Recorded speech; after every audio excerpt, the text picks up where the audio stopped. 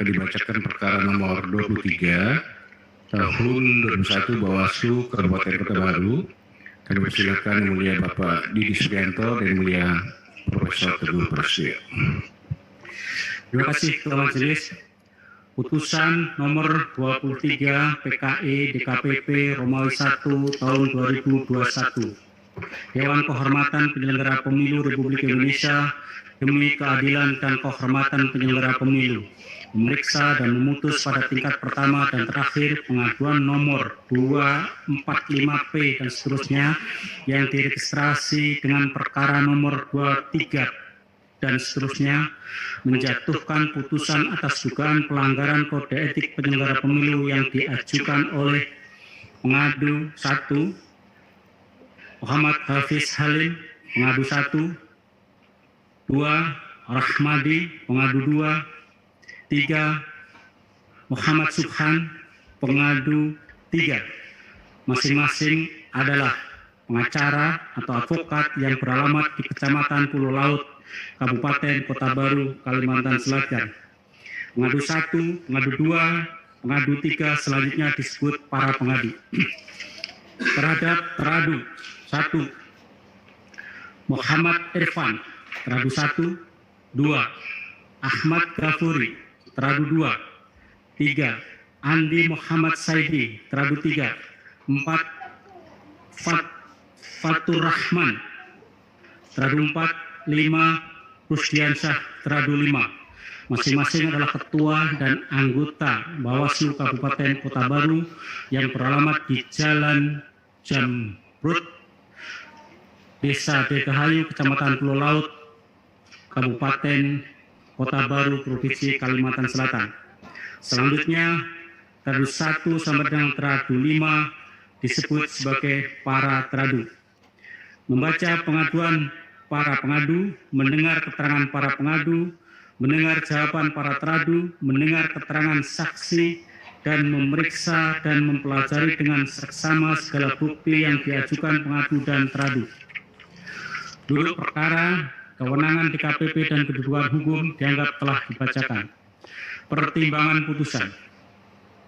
Menimbang jawaban dan keterangan para pihak, bukti dokumen dan fakta yang terungkap dalam sidang pemeriksaan, DKPP berpendapat sebagai berikut. Menimbang dalil pada angka 4.11 terungkap fakta berdasarkan formulir laporan nomor 001 dan seterusnya tanggal 9 Oktober 2020, Antonius Jarwana selaku penilik Distrik Kota Baru dilaporkan atas dugaan pelanggaran netralitas ASN dalam deklarasi dukungan kepada pasangan calon nomor urut 1. Dalam klarifikasi para pihak serta saksi para teradu terungkap bahwa deklarasi tersebut tidak diinisiasi oleh pasangan nomor urut 1 sehingga tidak relevan untuk diminta keterangan. Selanjutnya, berdasarkan pemberitahuan status laporan tanggal 18 Oktober 2020, Antonius Jarwana dinyatakan terbukti melanggar netralitas ASN dan diteruskan ke Komisi ASN. DKPP menilai tindakan para teradu dalam menindaklanjuti laporan nomor 001 dan seterusnya telah sesuai dengan ketentuan pasal 12 ayat 4 per Bawaslu nomor 8 tahun 2020.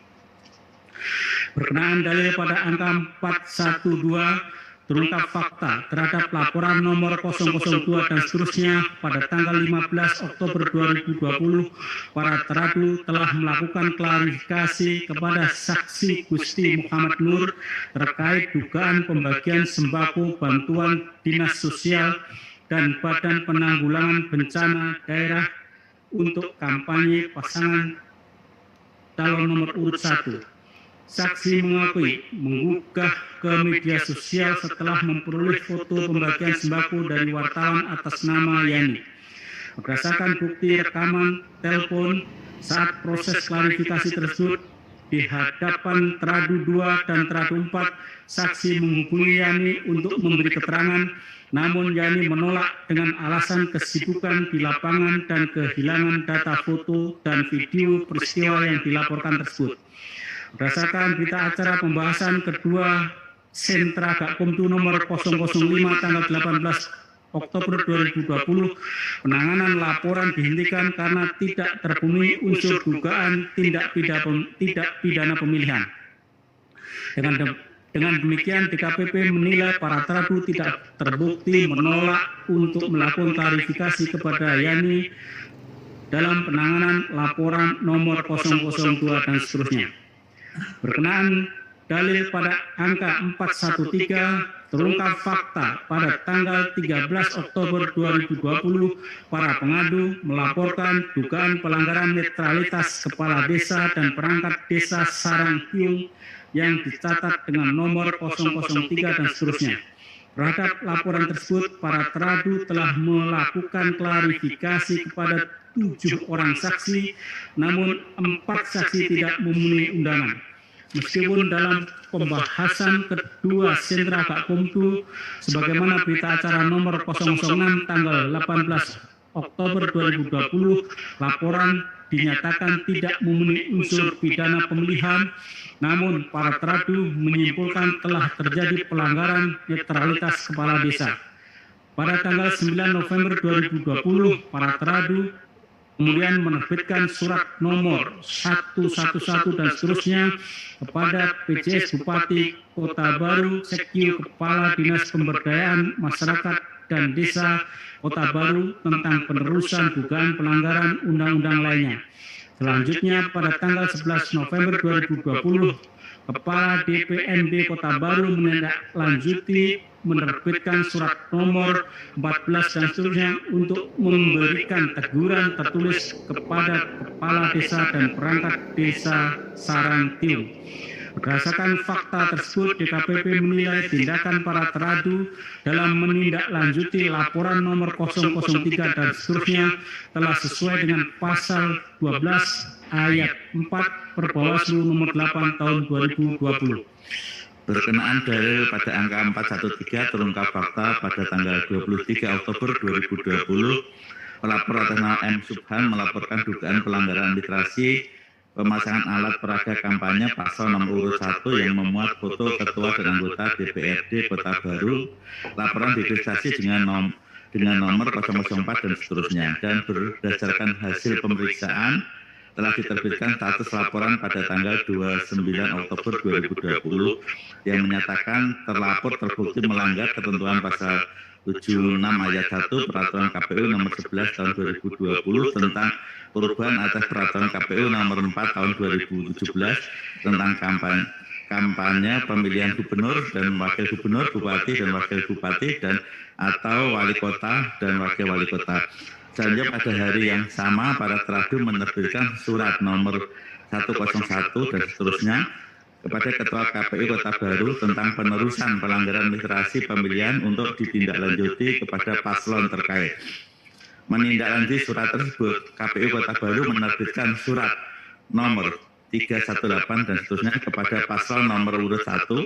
DKPP menilai tindakan para teradu dalam menindaklanjuti laporan nomor 004 telah sesuai dengan ketentuan pasal 34 ayat 3 Perbawaslu nomor 8 tahun 2020.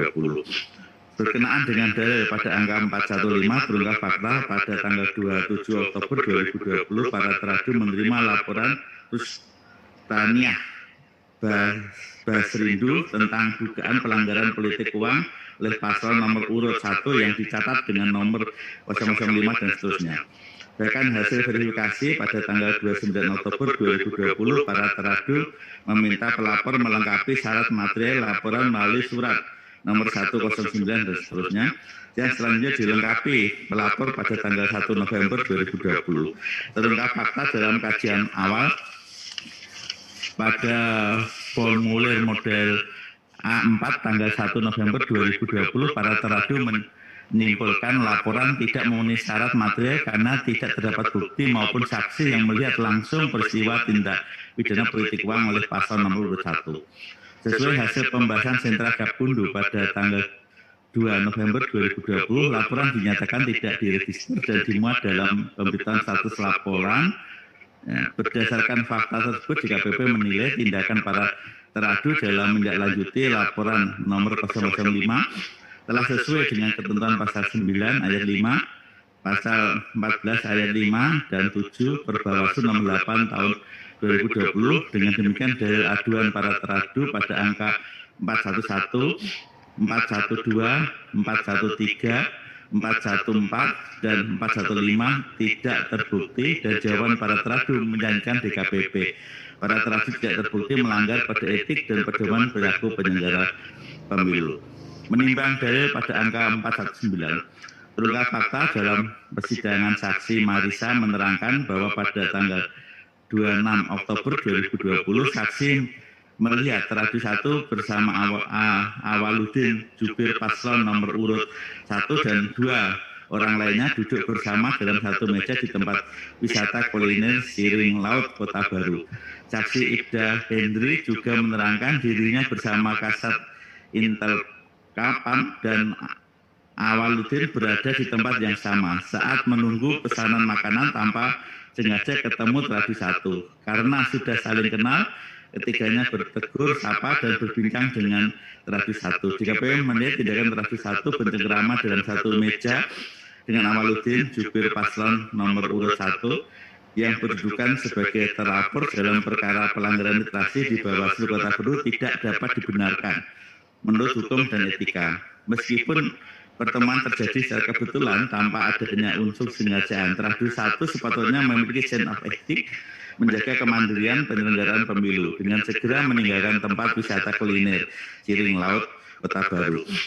Tindakan teradu 1 duduk bersama dalam satu meja dengan para pihak yang sedang berperkara di Bawaslu dalam waktu relatif lama dapat menimbulkan sangka ketidakmandirian teradu 1 dalam menjalankan tugas penanganan laporan dugaan pelanggaran dalam pemilihan Bupati dan Wakil Bupati Kota Baru tahun 2020.